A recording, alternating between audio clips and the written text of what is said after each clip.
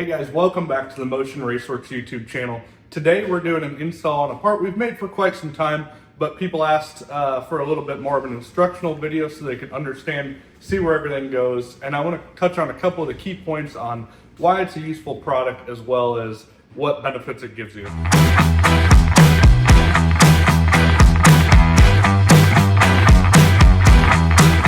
So the LSA engine is a very popular engine. Not only did it come in 5th gen ZL1 cars, as well as CTS V2 cars, it's been a very popular swap. And the reason being is you can make 600 or 700 horsepower pretty reliably with very basic parts that are also factory reliable. So for that reason, it's really taken over the swap world. Early on at Motion, one of the products we made a lot of were steam kits. Some of the factory engines came with 4-corner steam kits, and by that I mean a coolant crossover that connects the 4 highest points of the cylinder heads and connects them to one common rail and sends it back to the radiator. The benefit of 4-corner steam kits are many, but in a lot of these models like the LSA, some of the later model LS naturally aspirated engines, the intake hung low, hung high, and for one reason or another the factory did not have 4-corner cooling. You got to remember, a lot of these situations they are running these things extremely less abusive than we are in the automotive aftermarket. But the automotive aftermarket was asking us for 4-corner cooling. There's a number of benefits. One of them being, as simple as it may seem, bleeding your cooling system. Being able to get the air pockets out of the back of the cylinder heads is a huge thing. When you're starting a car up for the first time or maintaining it, having that is imperative and gives you the ability to get that air out of the back 2 cylinders as well as the front. Another benefit, we've largely seen that on the LSAs, is air pockets have a tendency to create hot cylinders, and hot cylinders are dangerous cylinders. What I mean by that is if this cylinder is running hotter and has hotter cooling characteristics than these ones, and you're tuning on an average basis, you're gonna have either less horsepower than you could potentially have because you're giving it up trying to promote the safety of these back cylinders, or you're going to have a dangerous. If you are more on the aggressive side like me, these cylinders in the back are going to be more prone to detonation. We've seen this anecdotally. We've got so many customer stories of just this. They're detonated the back cylinders. They may have burned it up, knocked a ring line out of it. They put a 4-corner steam kit from us on the vehicle, and it solves their problem. So maybe they fix the tune, but oftentimes we're told that the steam kit is the #1 promotion of a lot safer tune-up, especially on these forced induction engines. And overall, it's a very inexpensive way to have a little bit of an insurance policy. So today I want to show you how to install this, and we'll walk you through step by step. So if you buy an LSA steam kit from Motion Raceworks, you know exactly where the fittings go. You can watch this video for reference and install it yourself. Now before we get started, this kit is designed to work with the CTS V lid. You can see this one's blown up, but it's got the V right here. It also works with the ZL1 lids as well. Beyond that, some of the aftermarket lids, we have to assume it works, but we can't guarantee it. So let's dive right in. We'll open up the package and show you what's in it and show you how to install it. So when you buy this kit, it comes just like this. We put it in the sleeve so it's very visual to see. It says LSA right on it, 10-132. You can see it has the 4 lines. All the lines are labeled where they go. You have a bracket for mounting off the side of the blower. We have a common block, so this will take all 4 fittings, or lines I guess, and put them into one common block that mounts to this bracket. There's a fitting on top that is your return back to the radiator. You have 4 corner blocks. We machine all this stuff in-house. You have 4 corner blocks, 1/8" NPT port. You have the bolts to tie them down, the bolts to mount this to the bracket, and then you're going to have a variety of fittings to go both in the block as well as in the corner blocks to connect the lines. And then finally we give you a extra bung and fitting.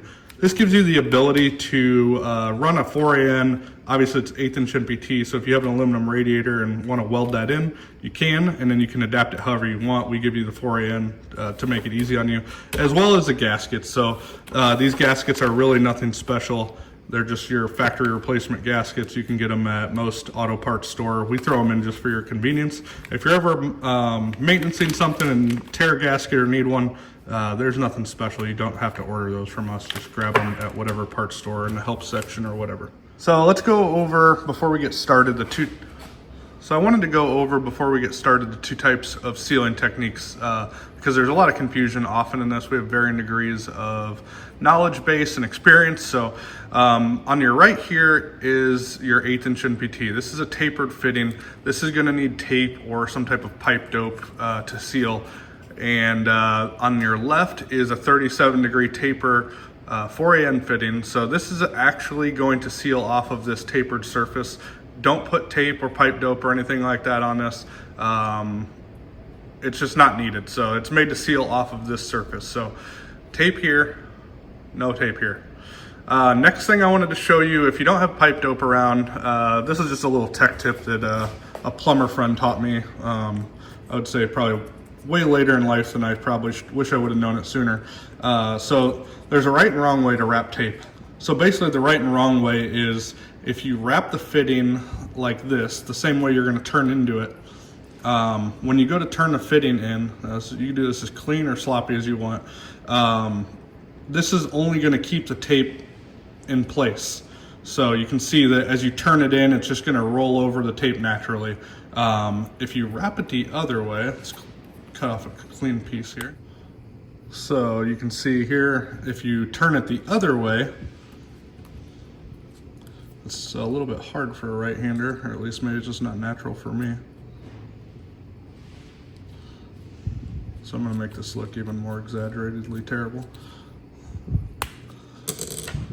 You have this tail, so the problem with this lies when you start to screw it in. My finger will just say that's the threads. See how it's curling that up?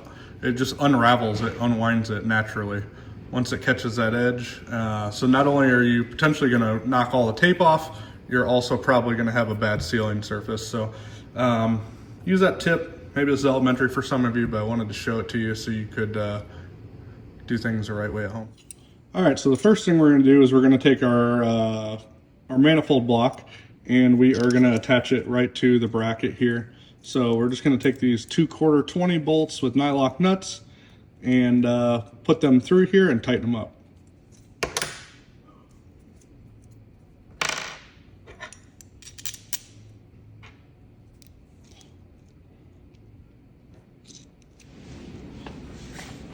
All right, from here we're just going to take and put all of our straight fittings in. This is much easier off the vehicle. So all 4 of these connections are going to get tape. I'm not going to do it just in the interest of time.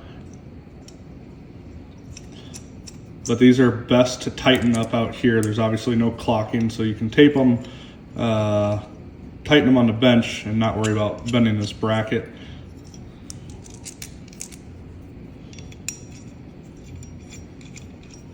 Again, tape or pipe dope for each one of these 4, as well as this top one. The top fitting is going to be a 90-degree fitting.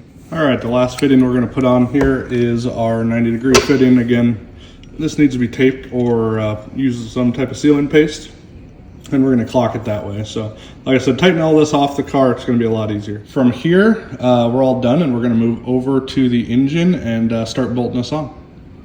All right, we're ready to bolt on this manifold block. The kit comes with 2 M6 bolts to replace because obviously we're spacing this up, so your factory ones won't be long enough, and obviously washers as well to help pull it down. So you're going to take your 5mm Allen and just tighten it down.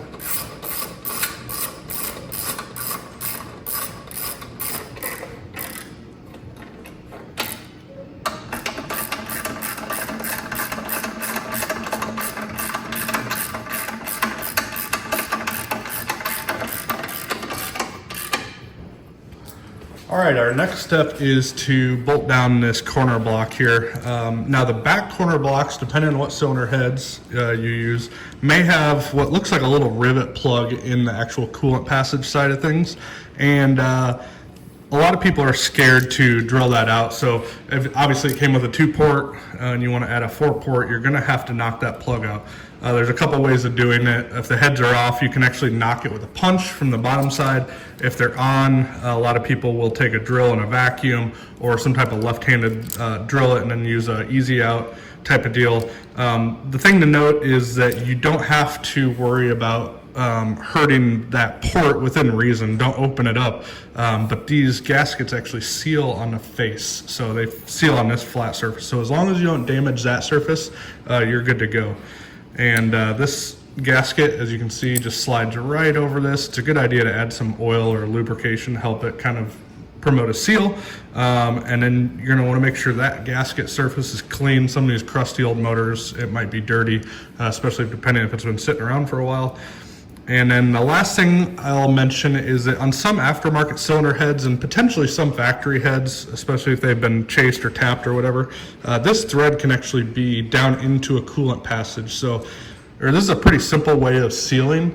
It's hard to mess up that face seal as well as a bolt and then an 1/8 inch thread. So every once in a while we'll get somebody that says, my corner block's weeping water. And more often than not, it's because this is drilled too far, this hole. So you can just throw some RTV or some type of silicone on it. Let that dry, obviously, before you fire it back up, and that'll kind of seal up that whole passage. But oftentimes on aftermarket cylinder heads, we see that a lot. So before you go doing this, I want to show you what fitting goes in each one, and we'll get the fitting started because it's kind of a pain with the intake hanging over to do it after it's already on the vehicle. All right, so this first fitting is going to be a 45. Like I said, it's important to tape these ahead of time, obviously not taping again. All right, so you're gonna have to clock it pretty close to get the bolt in ahead of time, and then you can finish clocking it the rest of the way. So like I said, if you're trying to tighten this from the get-go on the cylinder head with the blower on, it can be a little bit of a daunting task. Use our 5mm, tighten that down. Use a wrench or an Allen wrench, but snug. It's obviously an M6 bolt, so it doesn't be super tight. And then we're gonna swing this fitting over because this line is actually gonna come up here. I wait to do the final tightening till we're actually putting the lines on. So we'll leave that like that for now. All right, so driver's side front, we're gonna get another 45 degree. Again, add tape to this fitting before you put it together. This one can be probably the most tricky because it's the hardest probably to get a wrench in or out of the car. We're gonna tighten that down, and then once we go to put the hose on it, you can just kind of put your wrench here and swing it underneath the throttle body, and like I said, we'll swing it right into the line. All right, so this one here gets a straight fitting. You'll notice I'm putting a gasket on the bottom ahead of time. Seat that all the way up, like I said, lubricate it and put it down. If you try to put the gasket down and then put this in, definitely have a potential to tear things. And then this last port is gonna get a 45 as well.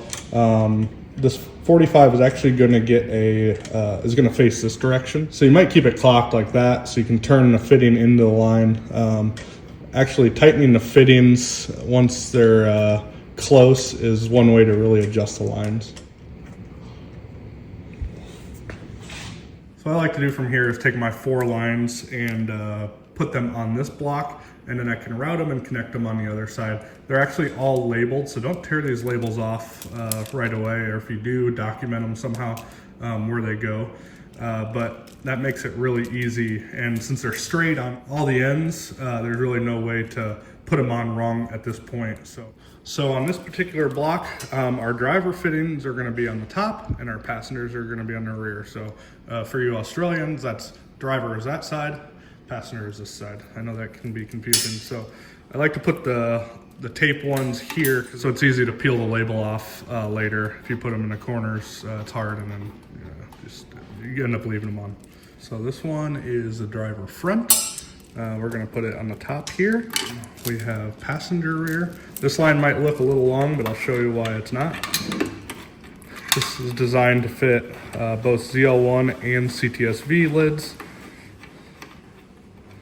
And then we have the passenger front here.